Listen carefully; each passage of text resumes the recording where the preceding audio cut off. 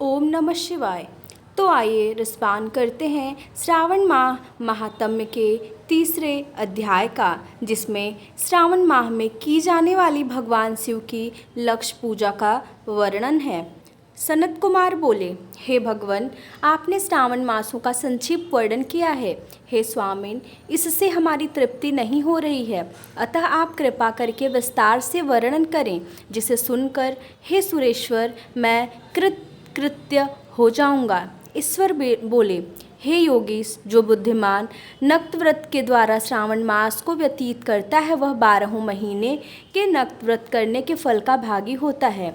नक्त व्रत में दिन की समाप्ति के पूर्व सन्यासियों के लिए एवं रात्रि में गृहस्थों के लिए भोजन का विधान है। उसमें सूर्यास्त के बाद की 3 घड़ियों को छोड़कर नक्त भोजन का समय होता है। सूर्य के अस्त होने के पश्चात 3 घड़ी संध्या काल होता है।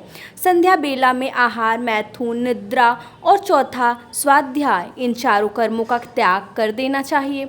गृहस्थ और यति के भेद से उनकी व्यवस्था के विषय में मुझसे सुनिए। सूर्य के मंड पड़ जाने पर जब अपनी छाया अपने शरीर से दुगनी हो जाए, उस समय के भोजन को यति के लिए नक्त भोजन कहा गया है। रात्रि भोजन उनके लिए नक्त भोजन नहीं होता है।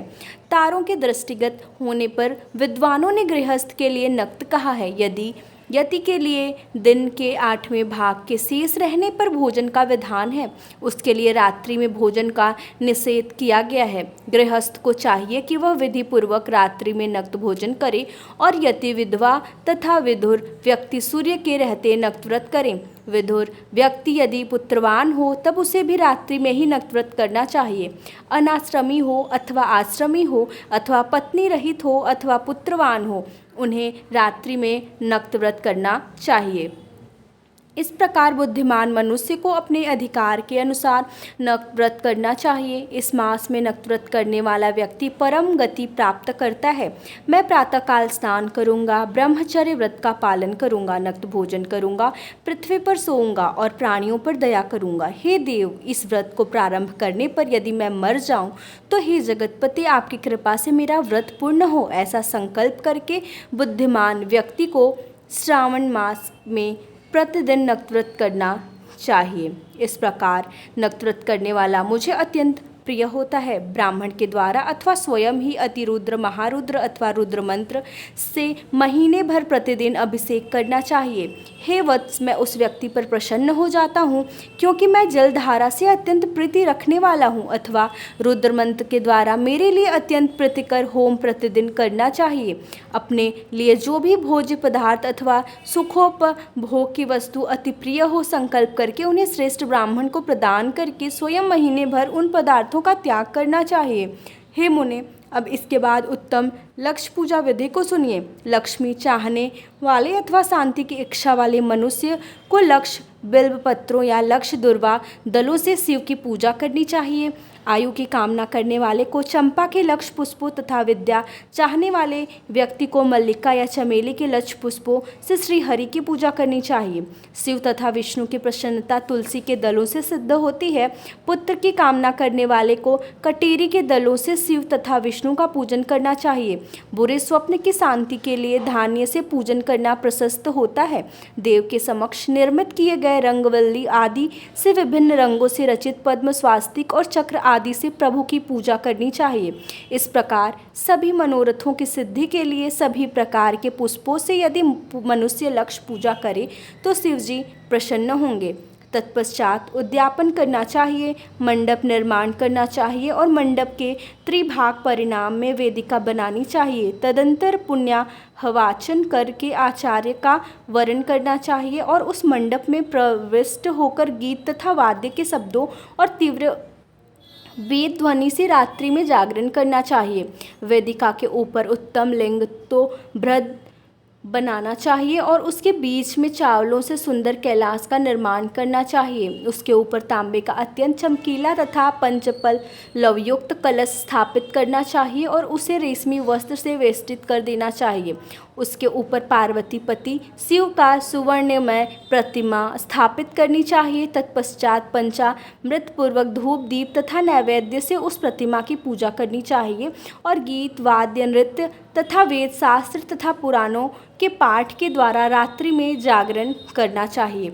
इसके बाद प्रातःकाल भली भांति स्नान करके पवित्र हो जाना चाहिए और अपनी शाखा में निर्दिष्ट विधान के अनुसार वेदिका निर्माण करना चाहिए। तत्पश्चात मूल मंत्र से या गायत्री मंत्र से या शिव के सहस्त्र नामों के द्वारा तिल तथा घृत मिश्रित खीर में होम करना चाहिए अथवा जिस मंत्र से पूजा की गई है उसी से होम करके पूर्णाहुति डालनी चाहिए। इसके बाद वस्त्र अलंकार तथा भूषणों से भली भांति आचार्य का पूजन करना चाहिए। तत्पश्चात अन्य ब्राह्मणों का पूजन करना चाहिए और उन्हें दक्षिणा देनी चाहिए। जिस जिस वस्तु से उमापति शिव की लक्ष्य पूजा की हो उसका दान करना चाहिए। स्वर्णमयी मूर्ति बनाकर शिव की पूजा करनी चाहिए। यदि दीप कर्म किया हो तो उस दीपक का दान करना चाहिए। चांदी का दीपक और स्वर्ण की वर्तिका अर्थात बत्ती बनाकर उसे गोघृत में भरकर सभी कामनाओं और अर्थ की सिद्धि के लिए उसका दान करना चाहिए। इसके बाद प्रभु से क्षमा प्रार्थना करनी चाहिए और अंत में 100 ब्राह्मणों को भोजन कराना चाहिए। हे मुने, जो व्यक्ति इस प्रकार पूजा करता है मैं उस पर प्रसन्न होता हूँ।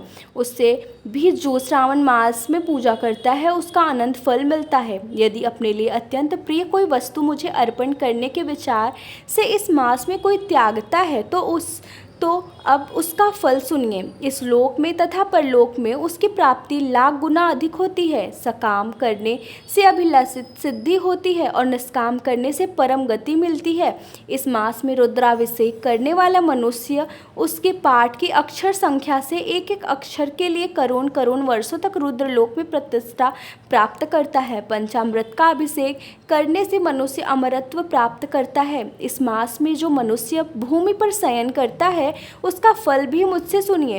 हे द्विज श्रेष्ठ, वह मनुष्य 9 प्रकार के रत्नों से जड़ी हुई सुंदर वस्त्र से आच्छादित बिछे हुए कोमल गद्दे से सुशोभित देश तकियों से युक्त रम्य स्त्रियों से विभूषित रत्न निर्मित दीपों से मंडित तथा अत्यंत मृदु और गरुणाकर प्रवाल मणि निर्मित अथवा हाथी दांत की बनी हुई अथवा चंदन की बनी हुई उत्तम तथा शुभ संज्ञा प्राप्त करता है। इस मास में ब्रह्मचर्य का पालन करने से वीर्य की दृढ़ पुष्टि होती है। ओज बल शरीर की दृढ़ता और जो भी धर्म के विषय में उपकारक होते हैं वह सब उसे प्राप्त हो जाता है।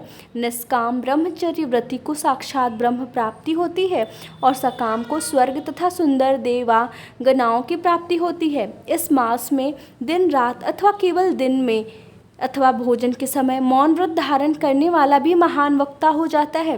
व्रत के अंत में घंटा और पुस्तक का दान करना चाहिए। मौन व्रत के महात्म्य से मनुष्य सभी शास्त्रों में कुशल तथा वेद वेदांग में पारंगत हो जाता है तथा बुद्धि में बृहस्पति के समान हो जाता है। मौन धारण करने वाले का किसी से कलह नहीं होता और मौन व्रत अत्यंत उत्कृष्ट है।